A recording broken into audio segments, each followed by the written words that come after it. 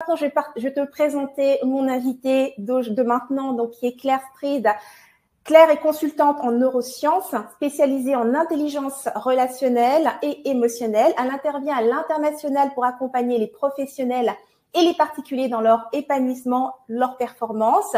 Elle est également experte en neurodiversité et hypersensibilité, conférencière, autrice. Elle propose également un one-man show intitulé C'est décidé, je deviens moins con.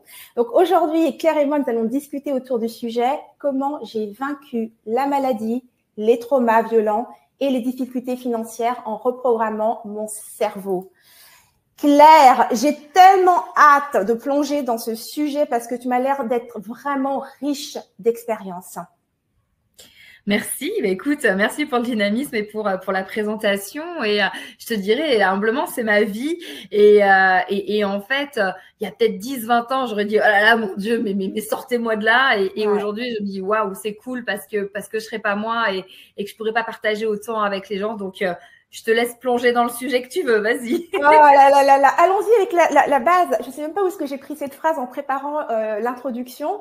Il y a une phrase que j'ai trouvée en lisant dans ton univers. Il y a des incarnations qui demandent une affirmation du choix de vivre, de l'autocompassion et un sacré lâcher-prise. Qu'est-ce que ça veut dire? Qu'est-ce qui s'est passé? Où est-ce qu'on peut commencer? Quel serait le point de départ pour toi? Le sujet ici, c'est croire en tes rêves. Quel a été le premier rêve pour toi auquel tu as eu besoin de croire? Eh ben écoute, on y va à fond. Hein. J'allais te dire, je pense que le premier rêve inconscient auquel j'ai eu besoin de croire, c'est d'abord de vivre. Parce que ma maman a failli me perdre au 4e mois de grossesse. Et les médecins avaient dit que de toute façon, je ne serais pas viable. Et en fait, déjà, j'ai commencé à m'accrocher à la vie et à me dire, OK, non, les gars, va falloir, je serai là, préparez-vous psychologiquement, je serai là, je m'accroche. Donc, mon premier besoin, mon premier rêve, c'était vraiment cette envie de vivre. Et quand je dis qu'il y a besoin, il y a des incarnations dans lesquelles on s'attache, c'est que plusieurs fois mon pronostic vital a été engagé. Ouais. Et en fait, à chaque fois, moi, j'ai fait le choix de non, je reste. Non, je suis là. Oui, je souffre. Oui, j'ai mal. Oui, j'en peux plus, mais je reste parce qu'il y a vraiment des choses à vivre. D'accord, d'accord. Donc ici, il y a vraiment une envie, un désir, un choix d'être vivante et de vivre pleinement et même d'être heureuse en fait, pas juste de vivre, d'être vraiment heureuse, de vivre pleinement ta vie. Hein. Complètement. En fait, j'ai passé une très grande partie de ma vie et honnêtement presque 30 ans dans la survie, un peu plus de 30 ans même d'ailleurs dans la survie. Mais je savais au fond de moi qu'il y avait quelque chose qui en valait la peine. Tu vois, il y avait vraiment ce côté où, en fait, ça m'a fait sourire ta première question, croire en tes rêves. Je crois que mes premiers rêves, c'était qu'on croit en moi.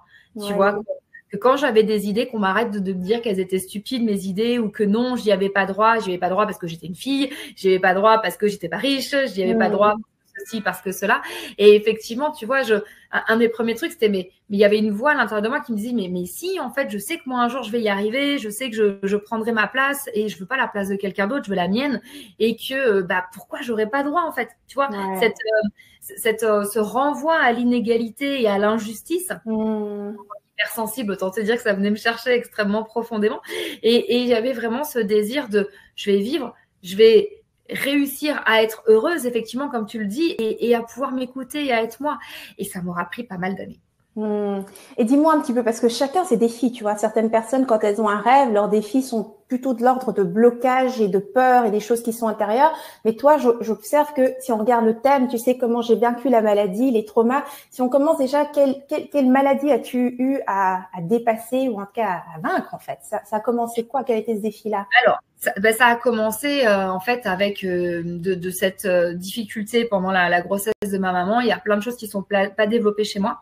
Et du coup, quand je suis née avec une maladie auto-immune, enfin avec un déficit du système immunitaire, ça n'a pas vraiment de nom, et avec des problèmes à plusieurs endroits, au niveau gynécologique et au niveau gastrique. Okay. Et en fait, depuis que je suis née, je devais faire avec des douleurs terribles, des problèmes gynécologiques catastrophiques. On a su après que j'avais une endométriose, j'avais des ovaires polykystiques et en gros, régler à 10 ans des règles de 8 jours tous les 18 jours. Enfin, c'était l'enfer. C'était vraiment l'enfer. Et moi, je comprenais pas pourquoi mon corps se retournait contre moi. J'étais tout le temps fatiguée, j'avais tout le temps mal. Et ce qui est compliqué, c'est que c'est pas comme quand tu as la crève, tu prends un cachet et ça repart, tu vois. En fait, c'était tout le temps. Donc, j'avais tout le temps mal, j'étais tout le temps fatiguée. Et en fait, comme je me plaignais tout le temps, on me croyait plus. Donc, il y avait, voilà, c'était le côté chochotte, machin. Je t'ai parlé des tailles, des angines tout le temps, comment t'appelles ça, une hernie hiatale, donc je gardais pas mes repas. Enfin bref, c'était galère. Mais j'adore ce que tu viens de dire, parce que pour toutes les personnes qui sont sensibles, je crois justement, comme tu dis, tu as mal, tu es en douleur, donc tu le mentionnes et finalement tu te fais traiter de chochotte en fait. Hein. Exactement, je me suis fait traiter de chochotte. On m'a expliqué qu'il fallait que j'arrête d'amener l'attention sur moi.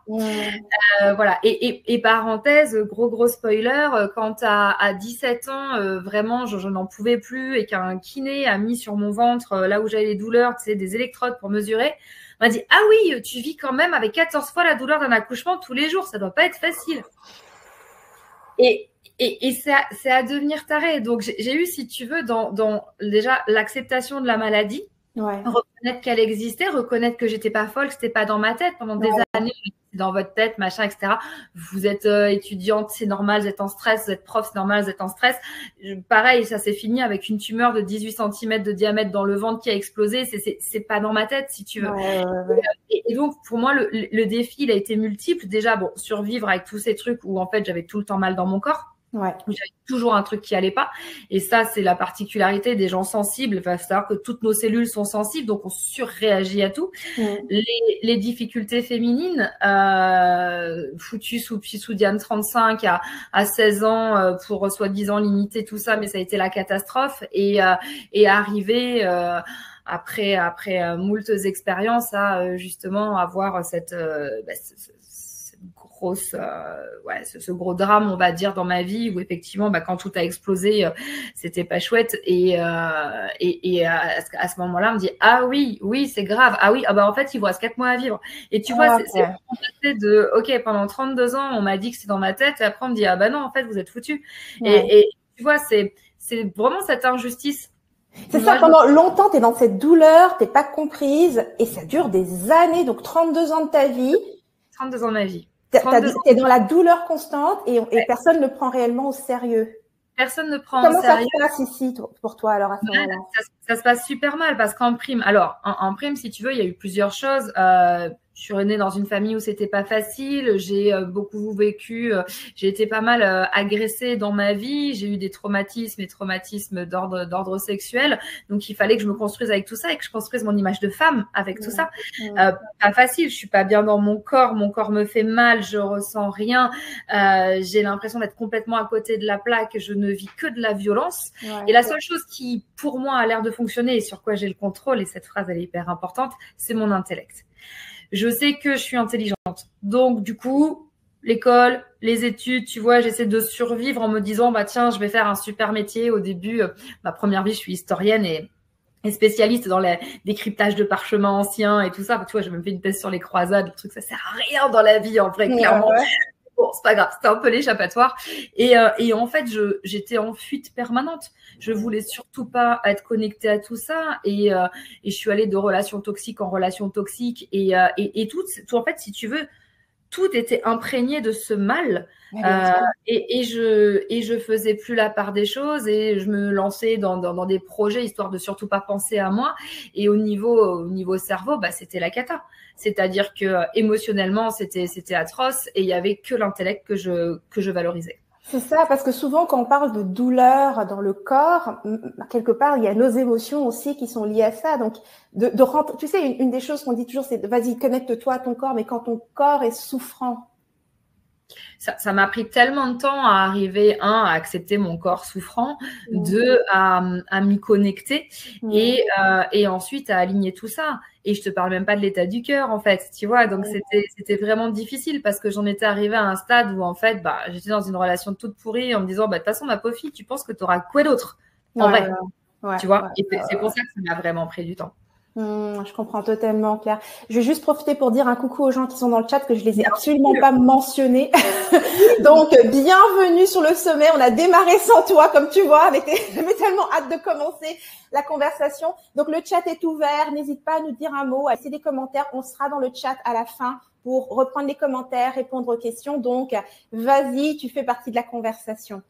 Ok. Donc, on revient à toi, Claire. Alors, comme tu dis, le cœur aussi forcément est souffrant. Mais dis-moi un petit peu, comment est-ce que ça se passe pour toi? Parce que là jusqu'ici, ce qu'on comprend, c'est qu'il y a énormément de douleur dans ton corps. Tu as vécu aussi donc des violences, que ce soit des abus ou encore avec tes partenaires en fait. Hein, tu es dans des relations toxiques. Qu'est-ce qui fait qu'à un moment donné, tu te dis, parce que c'est tout ce que tu as connu, là, qu'on se comprenne, là, au moment là où on en est dans ton histoire, tu n'as rien connu d'autre encore pour l'instant, c'est ça. Qu'est-ce qui te fait dire, il doit y avoir autre chose, je veux autre chose? Alors, c'est pas il doit y avoir autre chose, tu l'as très bien formulé, c'est je veux autre chose. C'est-à-dire qu'il y a quand même à l'intérieur de moi un truc qui est en train de me dire, je peux pas en chier comme ça pour rien, tu vois, il y a quand même le truc qui te dit, attends, bon, je veux bien que tu cumules tout ça, ma chérie, mais à un moment, quand même, on n'en voudrait même pas que pour une série Netflix, ça n'existait pas encore à l'époque, mais bon, tu te dis, voilà, c'est juste pas possible. Et en fait, il y a cette espèce de foi en moi qui est complètement, irréaliste par rapport au reste, c'est ce côté d'immense empathie, de vouloir aider les gens. J'ai toujours voulu aider mon prochain, j'ai toujours voulu être en connexion avec les gens, et pourtant j'en ai pris mais tellement plein la gueule. Mais il y avait un truc qui me disait, il y a quelque chose de plus grand que ça, tu vois. Et tout ce que je vis, ça va bien déboucher sur quelque chose. Et après, quand je me retrouve à l'hôpital et je vis en fait ce qu'on appelle une expérience de mort imminente, c'est-à-dire que voilà, je décède sur la table d'opération. Qu'est-ce qui t'a amené là? Est-ce que tu as eu un accident? Qu'est-ce qui s'est passé? Alors non, c'est la tumeur qui a éclaté en fait. C'est-à-dire que vu que ça faisait un moment que je disais j'ai mal, à un moment je vais voir un expert gastro-entérologue et qui me fait, enfin je pense que c'est la visite la plus humiliante de toute ma vie. J'ai mal, j'arrive pas à marcher, j'ai mal. Et bon, j'étais comme je suis là aujourd'hui, tu vois. Et le gars me dit mais j'ai pas de temps à perdre avec des obèses en fait. Oh non. Et j'étais là. Il t'a dit ça carrément. Il m'a dit ça comme ça. Je pisse le sang, je vais pas bien, je machin. Enfin, j'ai une maltraitance médicale qui est effroyable. Et là, mais tu te sens.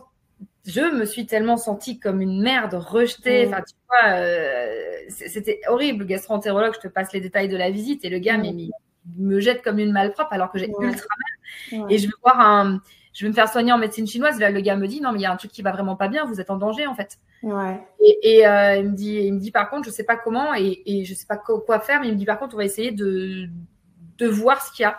Et il me fait une manipulation et tout. Et 2 jours après, ce qui était bloqué à l'intérieur sort. Donc, je me retrouve avec une boule sur le ventre. Donc là, tu as un truc à montrer aux gens, tu vois.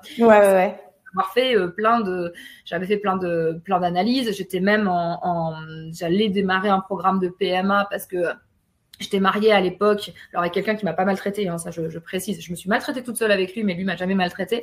Bah oui, comme tu l'as dit, je connaissais que ça. J'avais déjà fait 2 fausses couches et tout, ça avait été catastrophique. Et j'avais démarré un programme de PMA, donc c'est pas faute d'être allé trifouiller là-dedans pour voir ce qui était. Ils ont jamais vu la tumeur, 18 cm de diamètre. Comment tu passes à côté d'une tumeur de 18 cm? Je comprends toujours pas, tu vois. Et quand elle a été vue, là, de suite, ça a été IRM, machin, tout ça. Et ils m'ont dit, bah, écoutez, madame, on ouvre et on voit. Alors, on va se détendre, on va attendre 24 heures de plus. Hein, j'en suis plus à ça près. Laissez-moi le temps d'intégrer tout ça. Et moi, clairement, en fait, quand je suis rentrée au bloc, je me suis vue mourir. Je me suis dit, je ne vais pas revenir, en fait. Très dur. J'avais écrit des lettres à tout le monde et je me suis dit, ok. Pourquoi tu avais cette sensation que ça... Parce que je sais pas, je sentais vraiment que c'était fini, en fait. Tu vois que, ok, on me prenait enfin au sérieux, mais j'avais cette espèce de sensation que c'était trop tard. C'était trop tard, en fait. C'était trop tard. Et en fait, bah non. Et du coup, voilà, bah, c'est passé tout ça. Et le fait de choisir, comme ça, quand je me suis retrouvée au-dessus de moi, dans la salle d'opération, si tu veux, et que, bah, comme tout le monde, le tunnel, la lumière, etc. Et que j'étais prête à partir dans la lumière et qu'on m'a dit que j'avais le choix d'y aller ou de revenir. Et qu'on m'a rappelé, je ne sais pas qui, on m'a dit, mais si tu y retournes, tu sais que tu as une mission à accomplir, donc cette fois, tu y vas et tu fais les choses bien.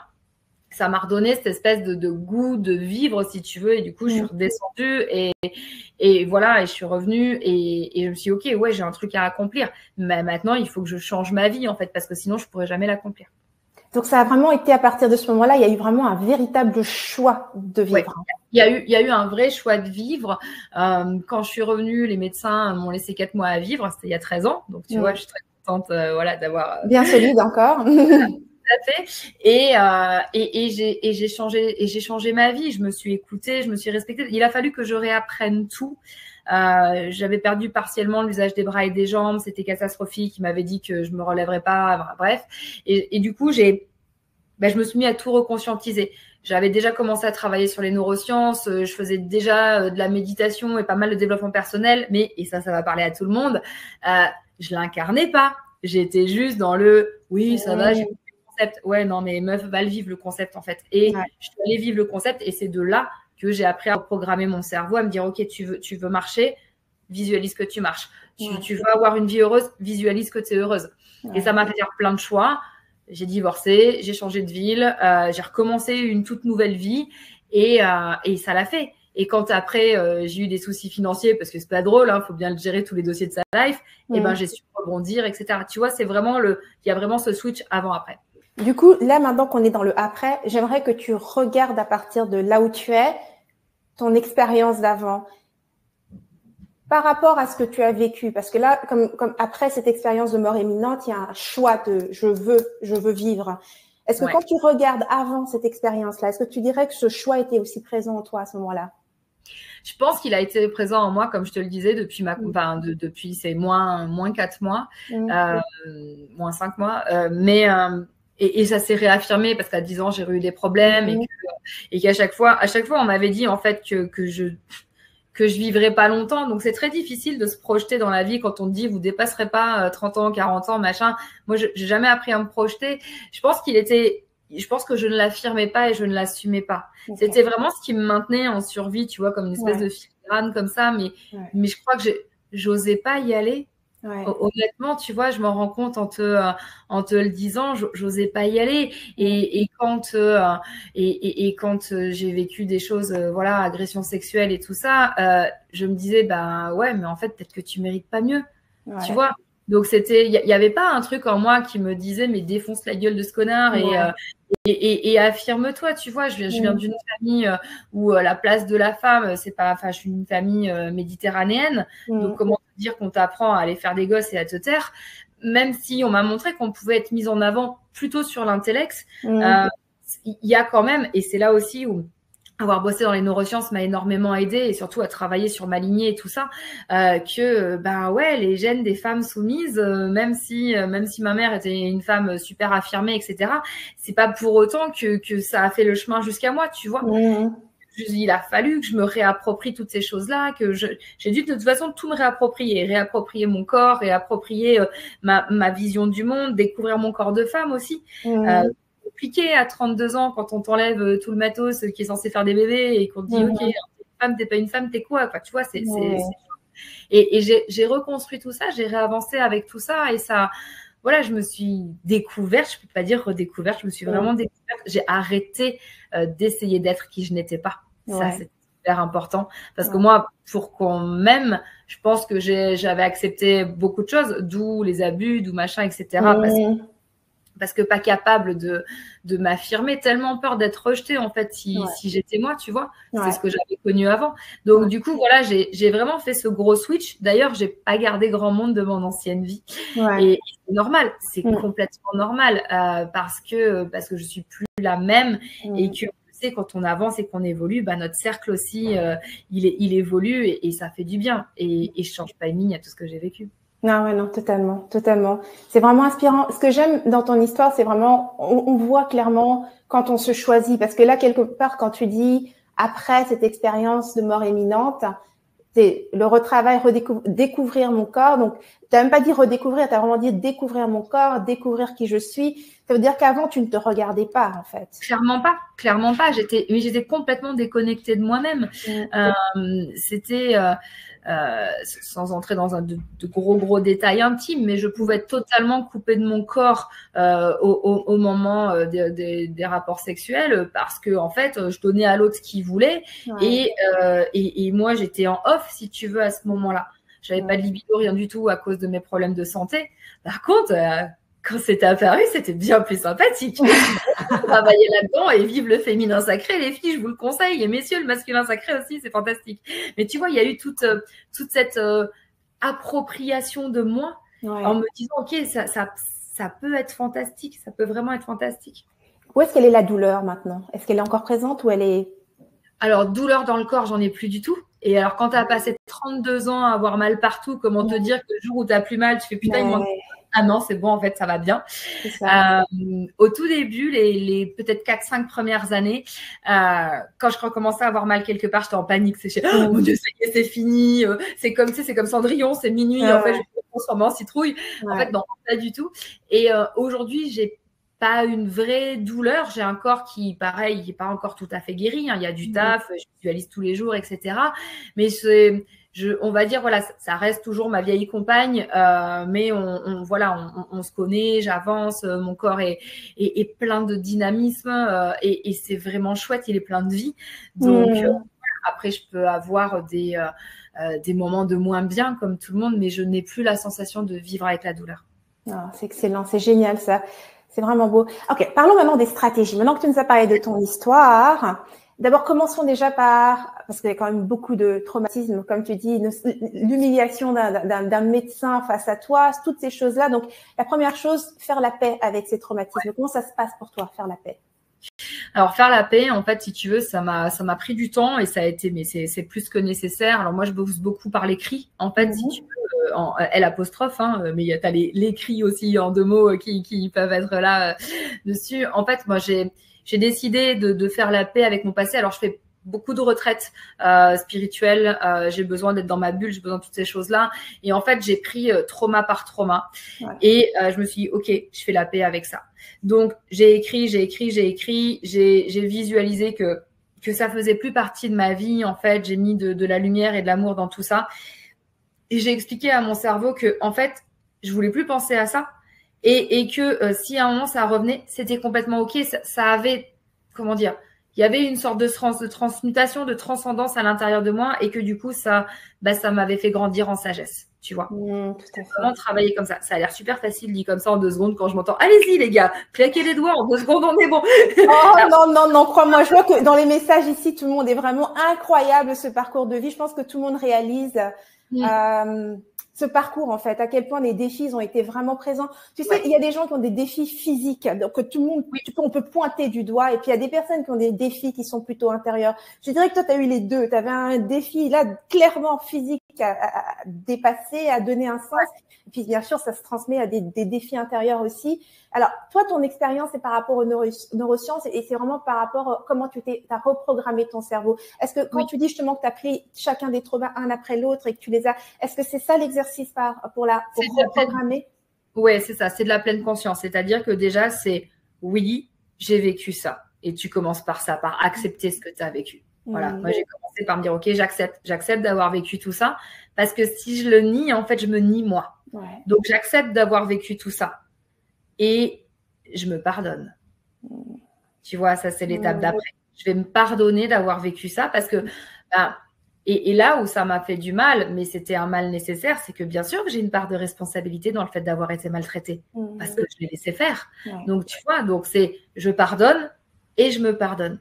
Et ensuite, je mets de l'amour là-dedans pour le transformer en quelque chose. Je l'ai fait en conscience, à l'écrit et en visualisation et pour me dire, OK, tout ça, ça sort de ma vie en fait maintenant et moi, mon chemin, il est plus haut, il est plus grand, il est dans la paix, il est là-dedans. Alors, il y a des petits ratés de temps en temps, bien évidemment, mais du coup, tu réajustes, tu rechoisis.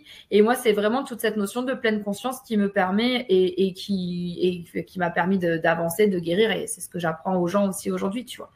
Et c'est ça qui, pour moi, fonctionne le mieux. Tu peux mettre, mais que tu mettes le mot neurosciences, que tu mettes le mot pleine conscience, méditation, c'est la même chose. C'est le même travail, en fait. C'est le même travail. Ok, je vois. C'est important ce que tu dis parce que j'entends souvent l'approche neurosciences et je me suis toujours demandé un petit peu par rapport justement aux approches de pleine conscience, qu'est-ce que les neurosciences apportaient dans ce travail-là que peut-être tout ce qui est travail de pleine conscience et méditation n'arrive peut-être pas à... En fait, si tu veux, c'est la traduction scientifique de ce qu'on fait au niveau spirituel. La méditation et la pleine conscience te permettent de passer dans ce qu'on appelle des états de conscience modifiés. Donc, c'est-à-dire qu'à partir du moment où tu es en pleine conscience, tu n'es plus dans ton mode automatique, tu es vraiment dans ton cortex préfrontal qui est en train de dire « Oui, là, tu as merdé. Ok, j'avais pas envie de le voir, d'accord ?» Ton mode automatique, il te raconte une histoire pour te dire « Oui, non, mais c'est normal, c'est de la faute des autres. » Ok. La pleine conscience, elle vient te remettre face à tes responsabilités. Et elle te permet justement de changer. La neuroscience, quand on comprend en fait, et moi c'est ce qui m'a fasciné en neurosciences, tout en étant à fond sur la spiritualité, mais les deux sont fantastiques et je vois ça beaucoup sur la physique quantique, c'est que oui, à partir du moment où dans mon cerveau j'ai des neurones qui sont connectés et qui me disent passé égale souffrance, tant que je vais pas chanter ce truc, tant que je transforme pas la ligne passé égale sagesse, passé égale expérience, je pourrais faire tout ce que je veux, avaler tous les médocs que je veux, voir tous les psys que je veux, passé restera souffrance. Tu vois, c'est vraiment mon travail. Et les neurosciences nous permettent de comprendre ça scientifiquement et c'est ce qui est fantastique. C'est magnifique parce que c'est vraiment tout un travail de responsabilité. Tu peux pas rester dans une posture de victime et aller mieux en fait. Clairement, on est bien d'accord. Comment est-ce que ce travail se fait? Parce qu'il y a aussi ton rapport à l'argent là-dedans. Comment est-ce que tu fais pour transformer ça? Alors, du coup, comme j'avais commencé à avancer sur le corps, la féminité, machin, etc., la maternité et tout, il fallait bien qu'il me reste quelques petits dossiers, tu vois. Et donc, moi, je suis chef d'entreprise. Aujourd'hui, j'ai 4 entreprises. Je suis à mon compte depuis 2007. Et pareil, j'étais dans un environnement où on m'a dit, mais tu te mets à ton compte, c'est n'importe quoi, tu vas jamais y arriver. Enfin, tu vois, plein de soutien. Avec une éducation qui expliquait que les entrepreneurs étaient forcément des voleurs et des escrocs. Donc, je partais pas gagnante là-dedans, tu vois. Et je me suis rendu compte, en fait, j'ai monté mes boîtes, j'ai toujours un peu galéré, tu vois. J'étais vraiment en mode, je fais quoi? Je fais 30 000 euros de chiffre d'affaires, 35 000, 32 000. Genre, ça ressemblait un peu à de l'auto-entrepreneur alors que j'étais en libéral. Et puis un jour, parce que l'univers est fantastique et merveilleux, je me prends 2 redressements du RSI, donc c'est 2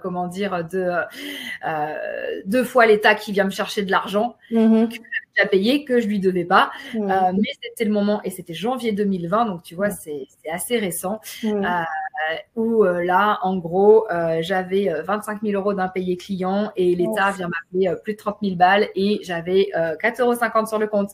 Et là, tu fais, je suis dans la merde. Et en fait, ça a été extrêmement violent parce que ça m'est tombé dessus du jour au lendemain, sinon c'est pas drôle. Et j'avais aucune solution.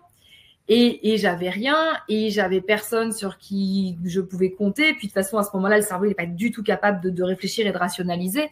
Et c'est là que je me suis rendu compte que j'avais une peur panique avec l'argent.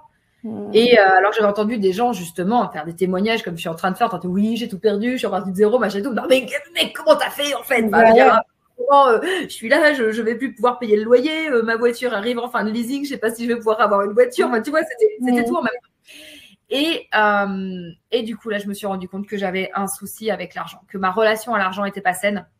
J'ai dit, OK, si je suis en train de vivre ça, c'est que j'ai un truc à apprendre. Et pour la première fois de ma vie, j'ai lâché sur quelque chose. Si jamais il y a des hauts potentiels intellectuels, vous allez vous imaginer l'effort de ouf que j'ai fait. J'ai accepté de ne pas savoir comment j'allais m'en sortir, mais je savais que je m'en sortirais. Et ne pas savoir le comment, c'était tellement dur de lâcher dessus. Là, je me suis dit, OK, qu'est-ce qui fait que c'est compliqué l'argent et moi? Et là, je me suis fait accompagner par quelqu'un qui m'a posé les bonnes questions, justement pour comprendre en fait les croyances qui étaient ancrées dans mon cerveau. Et après, j'ai fait le job toute seule. OK, je vais déprogrammer cette croyance-là. Pour moi, c'était argent égale malhonnêteté, t'as pas le droit d'avoir de l'argent, etc., etc. Donc du coup, j'ai repris toutes ces croyances-là, je les ai acceptées, j'ai pardonné et j'ai transformé. Et c'est en fait, je sais qu'aujourd'hui, moi, mon besoin, il est d'être sereine financièrement. C'est même pas forcément d'avoir beaucoup d'argent. Et d'ailleurs, ça arrive tout seul et c'est trop cool et j'ai jamais fait un aussi bon chiffre de ma vie et ça ne fait que continuer parce que justement, l'argent est plus un sujet. Ouais. Et que, bien sûr, j'ai des petits moments de stress encore où il y a des décalages, machin, etc. Mais à chaque fois, c'est OK, je me ressens sur moi, visualisation, abondance, OK, tout va bien. Et un quart d'heure après, le téléphone sonne et j'ai une mission, tu vois. Donc, c'est ça qui est vraiment chouette, c'est d'avoir réussi à tout canaliser comme ça. Et bon, avec mon côté parfaitement imparfait, dirais-je, qui fait qu'il y a justement à faire. Mais ce qui est fantastique, c'est que en fait, on peut tout vivre. Et je sais que c'est déroutant. Et j'avais cette conversation hier soir à un dîner professionnel. Mais moi, je reste convaincue qu'on peut se sortir de tout à partir du moment où on croit en soi, qu'on en vaut la peine et on envoie le message au cerveau. Vous voyez tous ces sommets inspirants avec toutes les histoires qu'on vous raconte. On n'est pas mieux que vous. On s'est choisi. Non, tu vois, voilà. Et celui qui dit qu'il est mieux que vous, jartez, changez de sommet.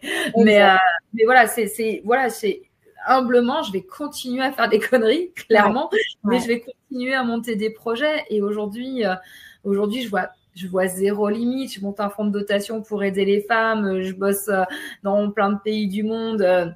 Mon prochain bouquin sort là au mois d'avril et jamais j'aurais imaginé faire tout ça. Et c'est juste fantastique. Oh, c'est génial. Et ça fait longtemps que tu prépares ce livre? Alors écoute, le livre, moi je l'ai rendu, c'est une commande de Le Duc, donc des éditions Le Duc, donc ils me l'ont demandé, je crois cet été, je leur ai remis avant Noël, et là ça y est, c'est dans les starting blocks, voilà, c'est les dernières relectures, les derniers enregistrements d'audio, parce qu'il y aura des méditations guidées pour hacker son cerveau justement dedans, donc voilà, je suis hyper contente. Oh, c'est génial, j'ai hâte. T'as déjà une date de sortie? Ouais, 17 avril, et ça s'appelle Chérir son ado intérieur. Oh, j'ai hâte de voir ça. Alors, moi, j'avais envie de rebondir un petit peu, tu sais, par rapport au rapport à l'argent que tu disais, justement, il y a des croyances qu'on peut avoir. Moi, c'est marrant, je me suis rendu compte, en fait, en étant entrepreneur, en fait, après mon mariage, qu'un problème, je voulais être indépendante, mais dès l'instant où je me suis mariée, ça a créé un conflit, cette idée d'indépendance. Si je suis trop indépendante par rapport à mon mari, c'est que j'ai plus besoin de lui, c'est que je prends sa place.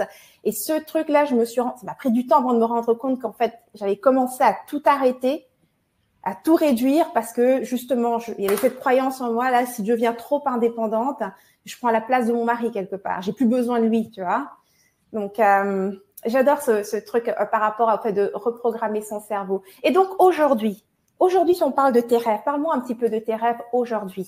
C'est quoi ton rêve là en ce moment? Moi, mon rêve là, c'est le gros projet que je porte pour aider les femmes, donc qui s'appelle Les Rayonnantes, et c'est c'est le fameux fonds de dotation que je suis en train de créer, et je sais que les bonnes personnes vont arriver au bon moment pour que ça se passe bien. C'est mon rêve absolu, c'est de pouvoir aider les gens tout le temps. Faire plein d'actions, tu vois, bénévoles, genre que j'ai la thune qui rentre toute seule d'un côté, tu vois, et j'ai mis des systèmes en place pour ça, et d'avoir plein de temps libre pour pouvoir aider les gens. Je suis engagée dans plusieurs assos, et là, j'ai un gros projet donc pour aider les femmes éloignées de l'emploi à regagner en dignité en se formant dans les métiers du bâtiment, de la maintenance et tout ça. Et c'est continuer à contribuer, en fait. Tu vois, j'ai besoin de faire ma part et d'être de continuer à cultiver mon équilibre de vie aussi. Dans tout ce que je vous raconte, je vais vous sortir le off quand même.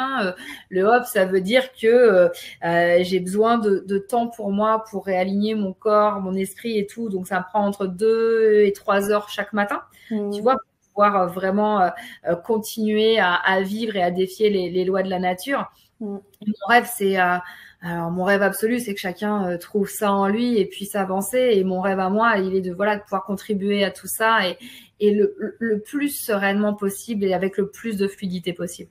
Ah, j'adore. C'est tellement inspirant. Ce que j'aime aussi, c'est que dans tout ce que tu racontes ici, il y a un véritable amour pour la vie. C'est vraiment le désir d'aider, le désir d'être, de ressentir la vie, d'être en contact avec la vie. Je crois que s'il y a quelque chose qui ressort pour moi vraiment de tout ce que tu as partagé, et ce, même avant ton expérience de mort imminente, c'est qu'il y a de l'amour pour la vie là-dedans. Ouais, énormément. Il y a de l'amour pour la vie, il y a l'amour pour le vivant. Très belle connexion à la nature. Moi, j'habite au fin fond de la nature, loin. Ma maison, tu la vois pas de la route. Et j'ai besoin de ça. J'ai besoin d'être dans ma bulle et de préserver le vivant et la planète du mieux possible. Alors, c'est pas une mince affaire, on est bien d'accord. Je sais, tu vois, je prends l'avion, donc j'essaie de voir comment je peux trouver un équilibre par rapport à tout ça. Mais oui, il y a y a cet amour et je dirais vraiment cette foi. Alors, c'est assez drôle parce que j'ai foi en l'humanité, mais les gens m'agacent des fois. Oui, je comprends totalement. Mais du coup, je continue quand même à me dire que ça vaut le coup. Je sais, j'avais lu plein de bouquins sur justement l'impact que les personnes positives ont sur le monde. Et on sait qu'en gros, il n'y a pas besoin qu'on soit beaucoup, il y a besoin qu'on soit 30% de positifs pour faire tout basculer, tu vois. Ouais. Comme on le sait sur chaque mouvement. Et ça, c'est des logiques, c'est des systémiques sociologiques. Il suffit qu'il y ait 30% d'une population engagée et ça change tout. Ouais. Et ce 30% de population engagée, si on est 30% de l'humanité à être positif, à faire exactement ce qu'on est en train de faire là ce soir, on change tout. Et ça, tu vois, j'y crois profondément. J'adore parce qu'effectivement, ça montre notre pouvoir à chacun, tu vois. Tout à fait. Tout à fait. Ouais. Alors, dis-moi maintenant, pour tous ceux qui sont là en ce moment et qui t'écoutent, et je sais qu'il y a plusieurs qui leur donnent le frisson ou d'autres se reconnaissent dans ton expérience. Pour ceux qui ont un rêve, la personne qui a un rêve en elle en ce moment et qui t'écoute, qu'est-ce que tu as envie de lui dire là maintenant? Et j'ai envie de lui dire, crois en toi et bouge-toi. Personne va vivre ton rêve à ta place. Ouais. Ça, c'est bien certain. Et c'est vraiment ce truc, c'est ose y croire. Voilà, c'est de toute façon, tu l'as très bien souligné tout à l'heure, c'est notre responsabilité. Ouais. Notre vie, nos rêves sont notre responsabilité. Ouais. Et on peut avoir des tonnes d'excuses, mais je pense qu'on vaut beaucoup mieux que des excuses, en fait. Oh. Tu vois. Et moi, c'est ce qui, demain, je suis hyper contente parce que je vais participer à une conférence à Paris d'un ami qui a monté un event où il a rassemblé 600 personnes demain et c'est un de ses rêves. Et là, tu vois, ça y est, step 1, il réussit et ce mec est juste fabuleux et il décide d'y aller. Et parce qu'il a cette énergie de ouf, on le suit, on y va, tu vois. Ouais. Et je sais que ce gars, il ira loin et j'en ai des frissons en t'en parlant. Mais voilà, c'est... Croyez en vous, croyez en la magie qui est à l'intérieur de vous parce que sinon, en fait, vous passerez à côté. Ouais. Et c'est trop tard. Par contre, c'est clair que si tu laisses complètement tout passer, tu peux arriver à 97 ans en disant « Ouais, je suis passé à côté de ma vie. » Bah ouais, et bah ça vaut pas le coup. Donc, tu fonces. Et si tu te ramasses, tu te relèves. Et à partir du moment où on a où on croit en quelque chose de plus grand que nous, où on sait que nos rêves, que ce qui nous nourrit à l'intérieur, c'est au service de quelque chose qui fait du bien, on peut absolument. Ouais, totalement, totalement. Oh, tellement inspirant, my God. Tellement inspirant. Alors, on va regarder un petit peu ce que nos amis dans le chat ont dit parce que j'ai vu que ça connectait pour eux à plein d'endroits. Alors, Arnaud disait, ça me parle. J'ai été dans le coma étant enfant et j'ai mis beaucoup de temps à me reconnecter à mon corps. Là, du coup, je me pose la question parce que toi, ça a été l'inverse, en fait. Quand tu as vécu une expérience de mort imminente, ça t'a ramené à ton corps. Oui, ça m'a ramené à mon corps parce que justement, j'avais choisi la vie. Mais ça aurait pu faire aussi tout le contraire. Et après, je pense que ça dépend aussi. Et là, je rejoins sur ce que dit Arnaud. Il a dit quand il était enfant, il y a aussi des logiques au niveau neurologique où tu peux ne pas justement être bien connecté à tout ceci pour comment dire, pour dans cette logique holistique en fait. Donc on peut avoir ce genre ces deux choses-là. D'accord. Et est-ce que, attends, là, il y a Caroline qui disait, est-ce que le fait d'écrire et de publier un livre vous a aidé à trouver la sérénité? Alors, j'avais fait le taf avant et aujourd'hui, je crois que j'en suis au 7e ou 8e bouquin en 5 ans. Donc, voilà, ça m'a pris… j'ai eu besoin de sortir des choses sur les premiers. Et d'ailleurs, Chantal parlait de Renaissance tout à l'heure. J'ai écrit un livre qui s'appelle #Renaissance et qui raconte cette histoire-là. Celui-ci m'a beaucoup aidé, effectivement. J'ai fait 2 livres qui parlent de moi. Le premier, hypersensible, différent et c'est cool, où j'avais besoin d'expliquer en fait ce que c'est que d'être hypersensible et de donner les clés aux gens pour bien le vivre. Et le deuxième, #Renaissance, m'a fait aussi beaucoup de bien en l'écrivant. Donc, effectivement, Caroline, d'ailleurs, au début, c'était trop dur quand j'ai commencé en écrivant à revoir ma vie en face. Ça m'a fait beaucoup trop mal et j'ai eu besoin de faire un break dans l'écriture. Donc oui, écrire, de toute façon, écrire, ça aide. Écrire et publier, bah, c'est classe, ça fait du bien. Et surtout, ça permet de toucher les gens et qui se transmettent ça pour pouvoir être dans quelque chose, dire, OK, tiens, regarde un livre qui va te donner du boost et qui va te faire du bien. Donc là, tu en seras en fait à ton 3e livre alors? Non, 7e ou 8e, je sais plus exactement. 7e ou 8e, t'as écrit 7 livres. En 5 ans. Attends, je compte. Ça, les 2 carnets de bord, #Renaissance, ingérable ou atypique, mon enfant au potentiel et ultra sensible. Ouais, c'est ça. Chérir son ado intérieur, c'est le 7e. Mais c'est ça, hein, quand tu dis que tu es experte dans la neurodiversité, c'est vraiment le cas. Hein. Tous tes livres parlent de ces sujets-là, en fait. Hein. Oui, oui, oui, parce que comme je suis une ancienne prof, en fait, bon, moi je fais partie des publics neuroatypiques, je suis une ancienne prof et j'ai eu besoin de comprendre en fait comment aider tous mes élèves qui avaient du mal à avancer aussi bien émotionnellement que dans leurs apprentissages. Et du coup, je suis beaucoup allée me former sur les neurosciences, mais aussi sur tout ce qui est neuropédagogie, notamment au Québec, en Belgique, aux États-Unis. Donc voilà, c'est aussi on n'était pas beaucoup il y a quelques années à parler de tout ceci. Aujourd'hui, c'est une grande mode. Donc, attention, il y a à prendre et à laisser dans tout ce qu'on entend aujourd'hui. Mais il y a une vraie souffrance de ces publics et c'est quand même 25% de la population. Donc, c'est pour ça. Et que, voilà, on m'a demandé, là, pour le coup, pas mal de bouquins sur l'accompagnement des enfants atypiques et tout ça. Et ça aide beaucoup de familles. Donc, c'est chouette. Bah oui. Puis, tu vois, ce qu'il y a de particulier avec justement l'aspect hypersensible ou HPI, ce genre de choses, c'est que t'as pas l'air différent, contrairement peut-être justement quand on parle de neurodiversité avec toutes les personnes qui sont par exemple dans le spectre de l'autisme ou quoi que ce soit. Il y a quelque chose de physiquement où on peut voir, ou en tout cas dans la manière dont ils s'expriment, on peut voir une différence. Mais pour une personne qui est hypersensible, HPI et ce genre de choses, voilà, on a l'air d'être bien normaux, d'être comme tout le monde. Je vais dire ça comme ça, tout simplement. Il n'y a rien qui semble ressortir. Donc du coup, quand tu parles de ce que tu ressens, hein, ça semble être de la connerie, en fait. C'est exactement ça, et c'est pour ça que c'est hyper important que les personnes hautement sensibles, ou de toute façon, je veux dire pour tout le monde, qu'on manifeste notre sensibilité, parce que c'est quand même ce qui nous rend le plus humain, et d'accepter que l'autre vive les choses différemment, et ça change tout, et ça permet beaucoup plus d'harmonie dans nos relations. Tu sais, moi, une des choses qui faisait que, en fait, dès l'instant, j'ai découvert le terme hypersensible. Déjà, de un, je me suis reconnue clairement là-dedans. Mais de l'autre côté, je me suis dit, mais c'est fou, pourquoi est-ce que moi, je serais hypersensible? C'est vous qui manquez de sensibilité. Des fois, je ne comprends pas ce que les gens sont capables de tolérer comme souffrance émotionnelle, parce que c'est la bonne chose à faire, parce que c'est la responsabilité, il faut être ci, il faut ça, peu importe la raison. Mais c'est des choses qui, moi, j'ai toujours trouvé ça aberrante. Alors, avant de comprendre comment j'étais, pour moi, j'étais juste une lâche. Déjà qu'on m'avait dit que j'étais une chochotte, moi aussi. Elle a tout le temps mal quelque part. Mais en plus de ça, quand c'était émotionnel, les situations que je trouvais vraiment difficiles, je me les imposais pas. Et donc, j'estimais que j'étais lâche par rapport aux gens courageux et braves qui supportent. Qui subissent. Exactement. Et comment te dire, et tu vois, moi, mon boulot aujourd'hui, c'est de permettre aux gens d'arrêter de subir leur vie, en fait, d'accueillir leurs spécificités, d'accueillir leurs émotions. Et alors, effectivement, on a plusieurs degrés dans la sensibilité. Juste pour rappel, l'hypersensibilité au sens neurocognitif du terme, c'est vraiment une spécificité où on a des hypersens. Tu vois, il n'y a pas que le fait d'être touché par le monde, il y a notre sensibilité à la lumière, au bruit, aux odeurs, à toutes ces choses-là. On a un beau petit package, mais on est chouette quand même. Voilà.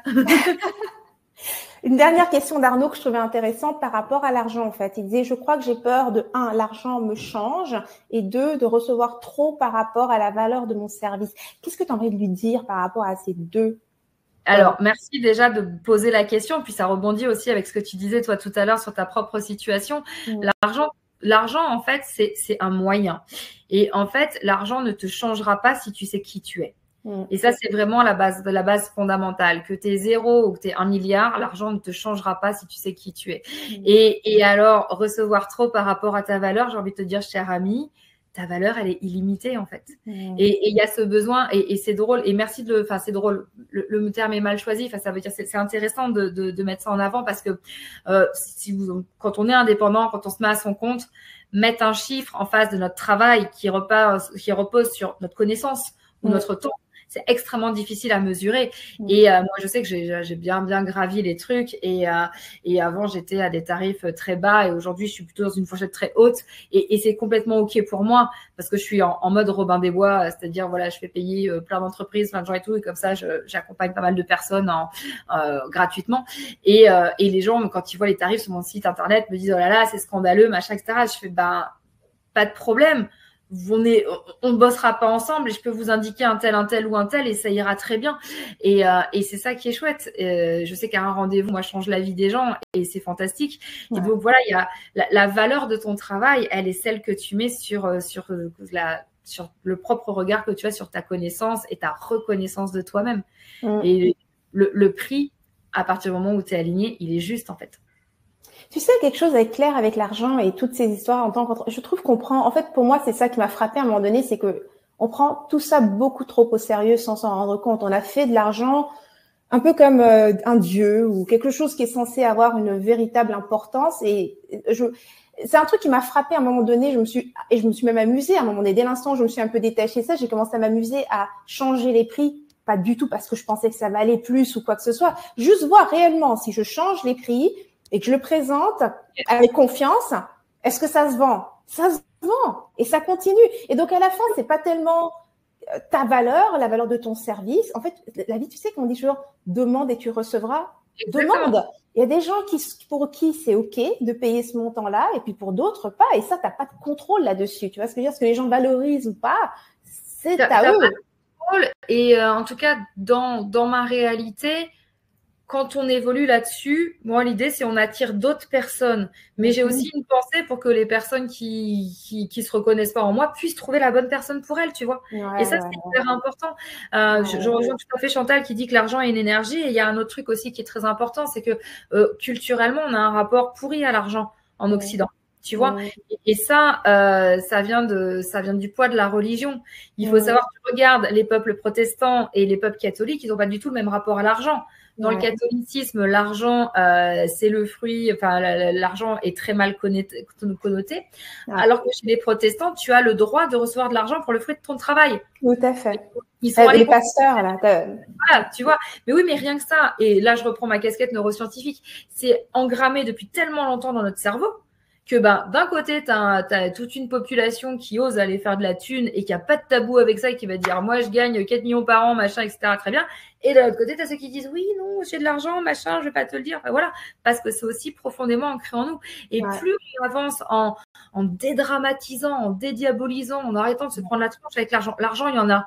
Franchement, regardez partout autour de vous, il y en a. Il est juste très mal réparti, mais il y en a. Et effectivement, je suis tout à fait d'accord avec toi, demande et tu recevras.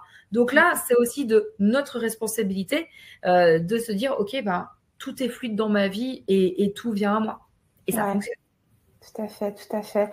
Écoute, franchement, tu sais, moi, je pense que ce qui est incroyable ici, déjà par ton témoignage ici et ton partage, si on peut voir que, tu as traversé plusieurs situations dans ta vie qui auraient pu te rendre justement pessimiste, fermé, avoir peut-être une opinion justement sur l'humain plutôt négative, et c'est exactement le contraire. Donc, si tu es en mesure de traverser tout ça et choisir l'amour, la vie, et surtout, c'est pas juste de choisir, mais de devenir cette personne-là, parce qu'aujourd'hui, voilà, c'est de devenir cette personne-là.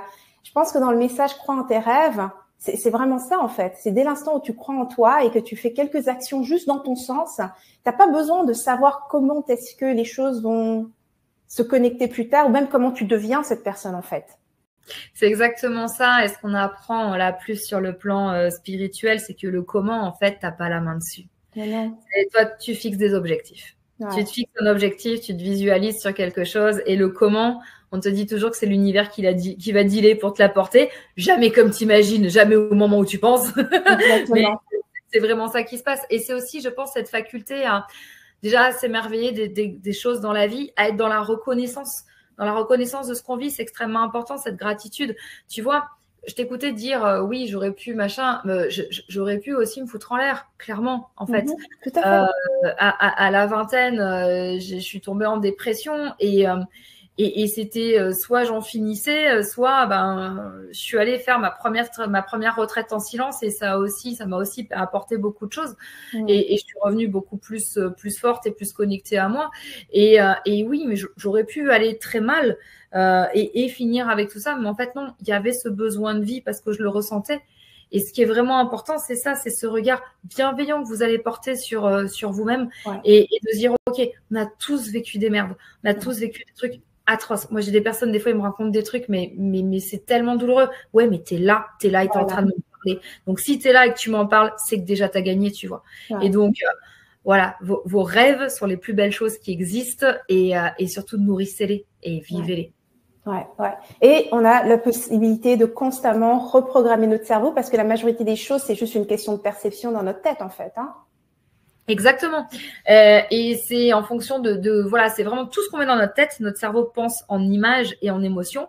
Donc, si tu mets une image et une émotion qui te tire vers le bas, je suis pas digne, j'ai pas le droit, je vais prendre la place de mon mari si je gagne trop d'argent, tu vois, ce genre de choses. Et ben, forcément, encore une fois, demande et tu recevras. Si tu es en train de demander ça, tu vas recevoir aussi.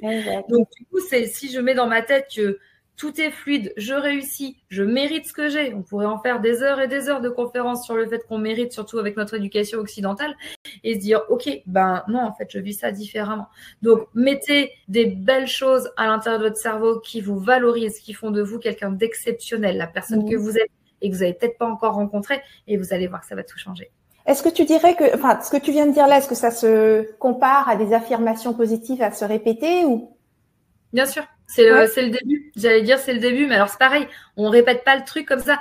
Je suis formidable, je suis fantastique, j'ai le droit d'être heureuse. Ça marche pas. Hein, voilà, clairement pas. Et c'est pour ça que qu'on va continuer à vendre autant de bouquins de développement personnel et de formation, parce que c'est pas au niveau du cerveau que ça se passe. C'est pas au niveau mental. On a besoin de se connecter au cœur aussi. Tu peux faire que du mental, ça marchera pas. Tu as besoin d'être connecté au cœur. Je suis une personne merveilleuse, je mérite de réussir, je suis en paix avec l'argent. Si vous l'incarnez pas, si ça vibre pas partout dans le corps, il se passera rien. Tout à fait, tout à fait.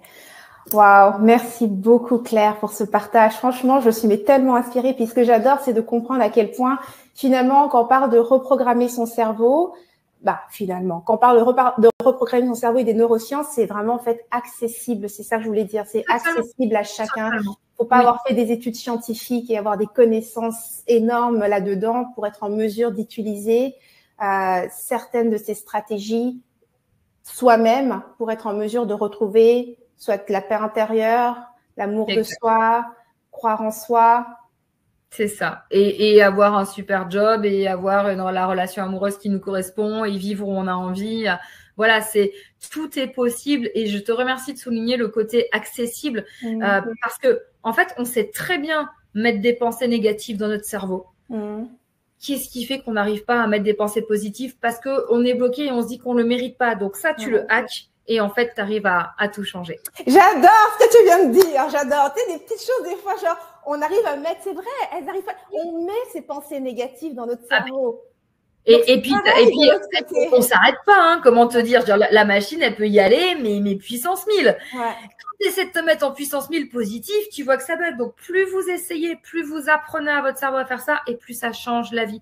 Et je vous parle même pas l'impact sur la santé, etc. Enfin, moi, je vois, voilà, j'ai gagné 13 ans et je sais que j'aurai encore en vivre 50 et ce sera formidable. Et ça, je le sais au fond de moi. Et on se sent bien, on se sent en pleine forme, on se sent jeune. Enfin, voilà. Il n'y a que du positif à hacker son cerveau et à reprogrammer tout ça.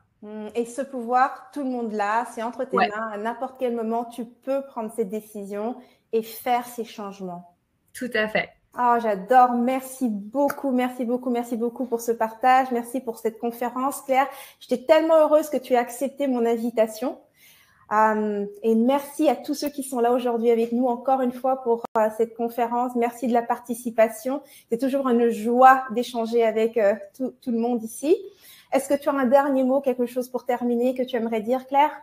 Eh bien, écoute, ce sera un immense merci. Merci à toi de m'avoir sollicité et de m'avoir permis de te rencontrer. Donc ça, déjà, c'est fantastique. Merci à vous d'être présents. Merci de croire en vous. Si vous êtes là en train d'écouter ça, c'est pas pour rien. Donc, merci pour les beaux mots que vous avez mis dans le chat qui me touchent profondément. Et cette belle énergie de vie, je vous la partage. Elle est en vous. Emparez-vous-en et allez changer le monde. Il en a besoin. Yes! C'est comme, tu sais, on te lance un éclair d'énergie, genre, thank you! Merci beaucoup, merci.